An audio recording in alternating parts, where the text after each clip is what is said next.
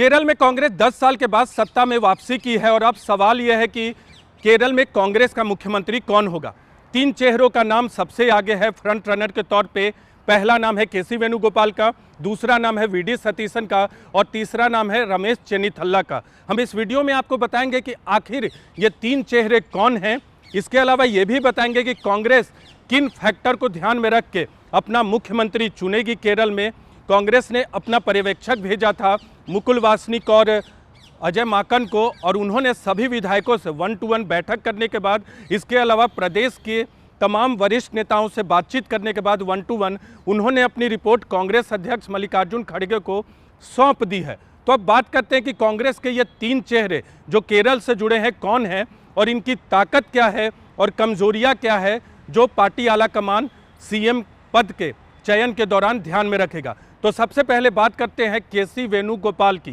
केसी वेणुगोपाल पहली बार 1996 में केरल में विधायक बने, उसके बाद राज्य में मंत्री भी रहे और फिर 2009 में बतौर सांसद बनकर दिल्ली में आए और उसके बाद दिल्ली की सियासत में ज़्यादा सक्रिय हैं।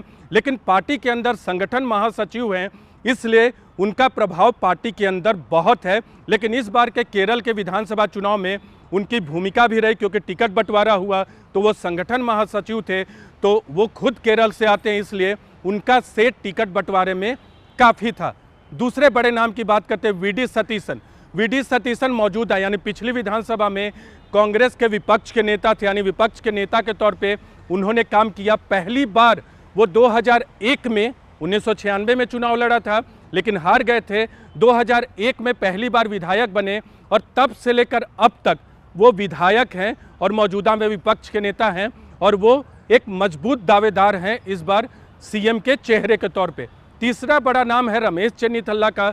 रमेश चेन्नीथल्ला कांग्रेस पार्टी के एक वरिष्ठ नेता हैं। उन्होंने प्रदेश की राजनीति में भी सक्रिय भूमिका निभाई है और केंद्र की राजनीति में भी सक्रिय भूमिका निभाई है। मौजूदा में एक राज्य के प्रभारी भी हैं, एआईसीसी में हैं यहाँ, और 1982 में पहली बार वो विधायक बने थे।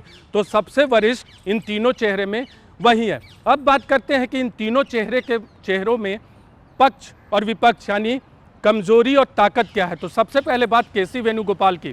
केसी वेणुगोपाल की मजबूत ताकत ये है कि वो गांधी परिवार और कांग्रेस आलाकमान के करीबी हैं। 2009 से दिल्ली की सियासत में भले सक्रिय हैं, लेकिन उनकी आकांक्षा रही है कि वो केरल की राजनीति में भी सक्रिय भूमिका निभाए। उनके पक्ष में एक और बात रही है कि वो प्रदेश की राजनीति भी कर चुके हैं और केंद्र की राजनीति भी कर चुके हैं। तो हो सकता है कि पार्टी आला कमान उन्हें मुख्यमंत्री के तौर पर भेज सकता है। लेकिन अगर कमजोरी की बात करें तो इस बार के विधानसभा चुनाव में उन्होंने विधानसभा का चुनाव नहीं लड़ा, क्योंकि पार्टी ने नीतिगत फैसला किया था कि सांसद चुनाव नहीं लड़ेंगे और यूडीएफ यानी यूनाइटेड डेमोक्रेटिक फ्रंट जो है उसमें कांग्रेस के अलावा दूसरे सहयोगी जो हैं वो नहीं चाहते कि ऐसा कोई मुख्यमंत्री बने जिन्होंने चुनाव नहीं लड़ा हो, प्रदेश की राजनीति में पिछले 5 से 10 साल तक बहुत सक्रिय नहीं रहा हो। तो ये उनके खिलाफ जा सकता है और ये उनकी कमजोरी है। वीडी सतीसन की बात करते हैं। वीडी सतीसन के पक्ष में सबसे मजबूत तर्क ये दिया जा रहा है कि वो पिछले 25 साल से विधायक हैं, यानी 2001 से लगातार अब तक विधायक हैं। मौजूदा में विपक्ष के नेता हैं। पिछले 5 साल से विपक्ष के नेता के तौर पे वहाँ की लेफ्ट सरकार के खिलाफ उन्होंने लड़ाई लड़ी है और बहुत लोगों का मानना है, कांग्रेस के अंदर भी और यूडीएफ के सहयोगी दलों का भी मानना है कि वहाँ जो मत आया है लेफ्ट सरकार के खिलाफ उसमें बहुत बड़ी भूमिका वीडी सतीसन की रही है और वो मौजूदा में विधानसभा में पहुँचे भी है। तो ये उनका मजबूत पक्ष है। लेकिन कमज़ोर पक्ष क्या हो सकता है? कमज़ोर पक्ष ये हो सकता है कि ज़्यादातर विधायक अगर केसी वेणुगोपाल के पक्ष में अपनी राय दे देते हैं तो वीडी सतीसन का दावा कमज़ोर हो सकता है। उनका सीएम बनने की उम्मीद जो है वो थोड़ी शिथिल पड़ सकती है। तीसरे चेहरे की बात करते हैं रमेश चेन्नीथल्ला। रमेश चेन्नीथल्ला इन तीनों में सबसे वरिष्ठ हैं। 1982 यानी 1982 में पहली बार विधायक चुने गए थे।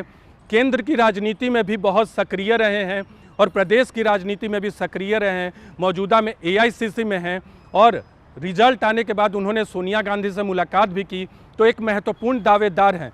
तो इनके पक्ष में ये जाता है ये पार्टी के वरिष्ठ नेता हैं, सबसे वरिष्ठ हैं और इन दोनों से सबसे ज़्यादा अनुभवी हैं, ये इनके पक्ष में जा सकता है।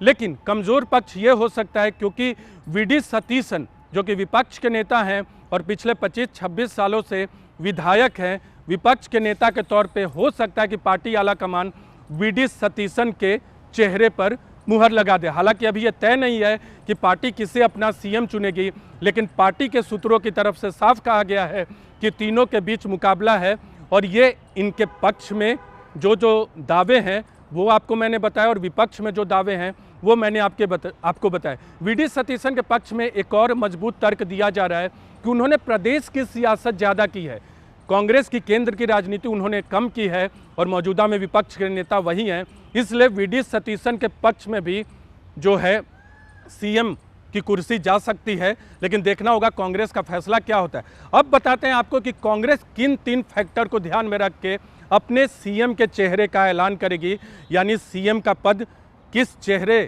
पर जाएगा वो कांग्रेस तय करेगी। तो पहला फैक्टर ये होगा कि आखिर कांग्रेस के विधायकों की राय क्या है।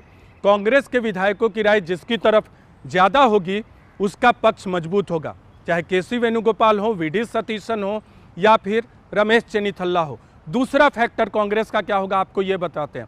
दूसरा फैक्टर ये होगा कि कांग्रेस पार्टी 10 साल के बाद सत्ता में आई है।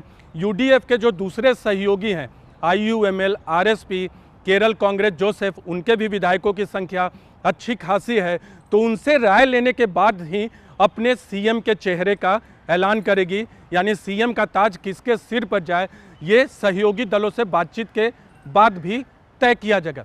तीसरा फैक्टर कांग्रेस पार्टी ये देखेगी कि आखिर जनता के बीच में लोकप्रिय कौन है। मैंडेट तो कांग्रेस और यूडीएफ के पक्ष में आ चुका है, लेकिन जनता के बीच में लोकप्रिय कौन है, कांग्रेस इस बात को भी ध्यान में रखेगी। कांग्रेस एक और महत्वपूर्ण फैक्टर को ध्यान में देगी कि अगर जिसे सीएम बनाया जाता है उसके सीएम बनने से पार्टी के अंदर संगठन कमज़ोर ना हो, क्योंकि आज की तारीख में दक्षिण के 3 राज्यों में कांग्रेस की सत्ता में वापसी हो चुकी है, तेलंगाना, कर्नाटक और केरल, और कांग्रेस नहीं चाहेगी कि 10 साल के बाद सत्ता में आने के बाद ऐसे चेहरे पर दांव लगाया जाए जिससे केरल में कांग्रेस कमज़ोर हो। और एक और महत्वपूर्ण जानकारी आपको देना चाहेंगे कि कांग्रेस के जो सहयोगी दल हैं, IUML हो, केरल कांग्रेस जोसेफ हो, इसके अलावा RSP हो या दूसरी पार्टियां हो, वो नहीं चाहती कि दोबारा से उपचुनाव में जाया जाए। अगर के.सी. वेणुगोपाल को पार्टी सीएम का चेहरा बनाने को तय करती है तो फिर 2 उपचुनाव होंगे, एक विधानसभा का होगा क्योंकि वो मौजूदा में विधायक नहीं है, और दूसरा लोकसभा का होगा क्योंकि मौजूदा में वो लोकसभा के सदस्य हैं, तो उन्हें अपने पद से इस्तीफा देकर विधानसभा के लिए जाना होगा। तो ऐसे में 2 उपचुनाव होंगे और कांग्रेस के सहयोगी दलों को लगता है कि दोबारा उपचुनाव में नहीं जाना चाहिए, जनता के मैंडेट को तरजीह देनी चाहिए। ये कांग्रेस के सहयोगी दलों का मानना है, लेकिन अंतिम फैसला कांग्रेस आला कमान को करना है। आपको बताना चाहेंगे कांग्रेस के दोनों पर्यवेक्षकों ने जो रिपोर्ट कांग्रेस आला कमान को सौंपी है उसमें कांग्रेस के विधायकों ने 1 लाइन रेजोल्यूशन दिया है, जो पार्टी आला कमान तय करेगा वो उसे मानने को तैयार होंगे। तो ऐसे में केरल में कांग्रेस के अंदर 3 बड़े नाम है और मुकाबला है के.सी. वेणुगोपाल, वी.डी. सतीशन और रमेश चेन्नीथल्ला, और जो हमें जानकारी मिली है उसमें दौड़ में सबसे आगे के.सी. वेणुगोपाल और वी.डी. सतीशन हैं।